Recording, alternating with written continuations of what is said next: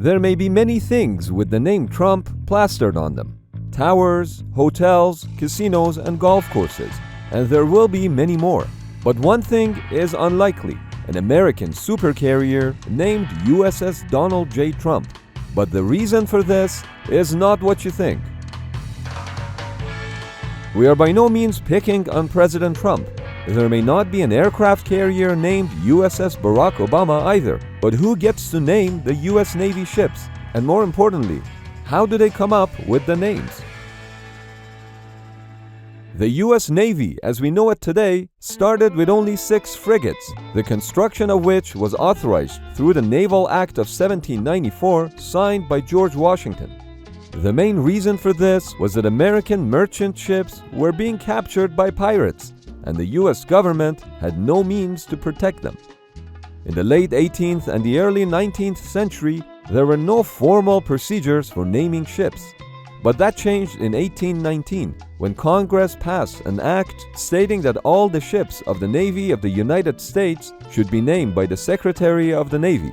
The Secretary has fulfilled this role ever since. But Congress also provides guidelines for naming the ships. For instance, destroyers are typically named after famous naval leaders and distinguished heroes like USS Arleigh Burke, Forrest Sherman, and Zumwalt. Littoral combat ships are usually named for mid-tier cities, small towns, and other U.S. communities, like USS Milwaukee, Cleveland, and St. Louis. Amphibious assault ships are named after important battles like USS Tripoli and Bougainville. The new underway replenishment oilers will be named after people who fought for civil rights and human rights, like USS John Lewis, Harvey Milk, and Earl Warren. And any new frigates would be named after those first 6 frigates from 1794. We'll get to the names shortly. But all this said, the rules for giving certain types of names to certain types of ships have evolved over time.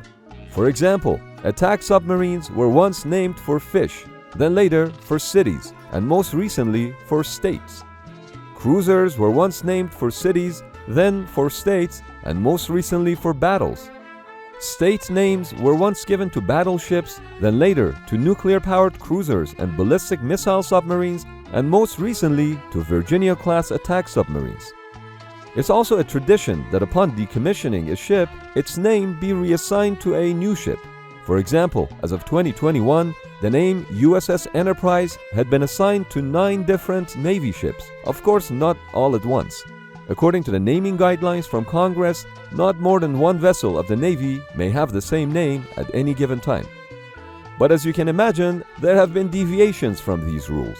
In fact, the very first deviation goes back to the very first Secretary of the Navy and those 6 frigates. George Washington had asked that the names of those first 6 frigates be inspired by the United States Constitution, and he selected the first 5 names himself: USS United States, Constellation, Constitution, Congress, and President.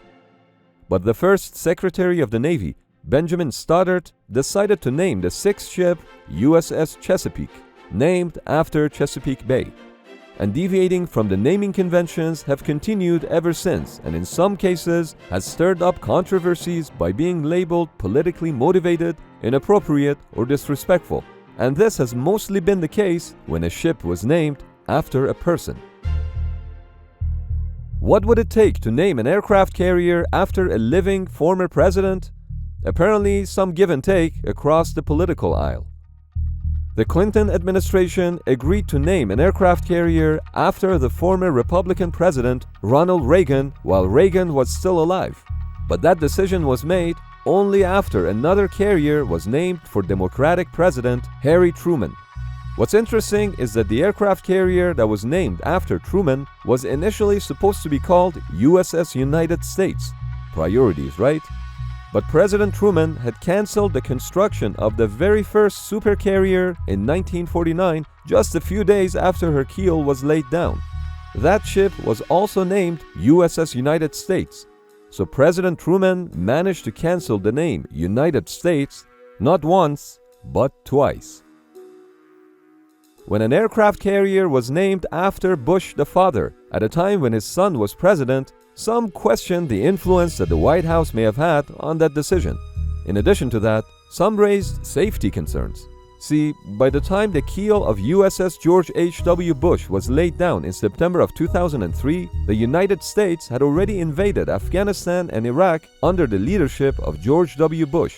So some feared that the ship's name would make it a target for nations that resented the policies of the younger Bush. On that note, we should mention that aircraft carriers in the US Navy are now generally named in honor of past US presidents. But not every president seems to get their own ship. Even though President Nixon was a Navy veteran, he never got a ship named after him, most likely because of his resignation in the middle of an impeachment in the aftermath of the Watergate scandal. If you look at the presidents after Nixon who don't have a ship named after them, they either didn't serve in the military, that would be President Clinton, Obama, and Trump, or they were extremely unpopular at the end of their term, like the younger President Bush. If naming ships after US presidents are controversial, what do you think of naming a US Navy warship after a foreign national? There have been some instances of this, including an Arleigh Burke-class destroyer named after the former British Prime Minister Winston Churchill. Of course, there were some who opposed the name selection, but Churchill was made an honorary US citizen in 1963. However, the timing of this name selection was questionable, because at the time, the Clinton White House was involved in the Irish peace process, and maybe, just maybe, naming a ship after Churchill would have made things more favorable with the British Parliament.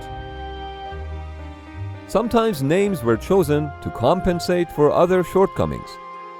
In 1984, Republican Congressman William J. Coyne from Pennsylvania blasted the Reagan administration for naming an attack submarine for Pittsburgh, calling it a shameless attempt. At the time, the unemployment rate in that area was quite high, and the congressman claimed that the administration had chosen to name the submarine USS Pittsburgh in order to keep the residents' dissatisfaction with the unemployment situation under control. Sometimes the names chosen for the ships were so controversial that they had to be changed after their initial assignment. Captain William F. Calkins was in charge of finding names for ships between 1943 and 1946. One of his challenges was finding new names, according to him, a task easier said than done, to the extent that the National Museum started naming the new fish after submarines, and not the other way around. Let me elaborate. At the time, submarines were named after fish, but with about 500 submarines afloat, under construction, or planned to be built at the peak of the shipbuilding program, there was a shortage of good fish names. So Calkins started naming the submarines after words that sounded fishy, but were not actual fish names. He then worked with an ichthyologist at the National Museum to register those as fish names to be assigned to subspecies of fish that will be discovered in the future. Brilliant, right? But he did run into some complications when the commanders of those new submarines started asking for a picture of the fish that their submarine was named after. When it came to naming the new escort carriers after bodies of water, Calkin and his team hit a gold mine when they came across the names of some bays in Alaska that no one had previously used for Navy ships: Alikula Bay, Elbor Bay, Ulitka Bay, and so on. But while those ships were still under construction, they had to burnish the names in a hurry. And that's because it was later brought to Captain Calkin's attention who used to own Alaska before Americans purchased it. Those exotic names chosen for the ships were all Russian. On that note, a number of ships did in fact end up with Russian names, like USS Petrov Bay. I'm no Russian language expert, but Petrov is pretty damn Russian. Name selections can piss off not only politicians, but religious groups too. Los Angeles-class attack submarines are named after U.S. cities. For example, USS Boston, Dallas, and Memphis, to name a few. But one of the subs in the class is named USS City of Corpus Christi, so it's clear that the name is referring to the city of Corpus Christi, and not the body of Christ, which is what Corpus Christi means in Latin. The addition of the word city to the name was done by the US Navy after religious groups protested that a war machine cannot bear the body of Christ as its name. By now, it should be evident that there has been ongoing tensions between orthodox traditionalists who believe that Navy ship names should remain faithful to the naming conventions and pragmatic traditionalists who see the orthodox traditionalists as too strict. The attempts to create and follow a rigid system have failed, probably because most Navy secretaries have been of the pragmatic group. It probably shouldn't be the case that a 3-ship class of attack submarines are named Seawolf, Connecticut, and Jimmy Carter, named for a fish, a state, and a president. So to be fair, maybe some rigidity is required. It seems safe to say that the process of ship naming will continue to evolve as it previously has. The fleet and technologies are changing, so the names would change also. According to a July 2012 report to Congress, one could almost argue that the exceptions made when naming ships after presidents or members of Congress have occurred frequently enough that rather than being considered exceptions, they are a special cross-type naming convention.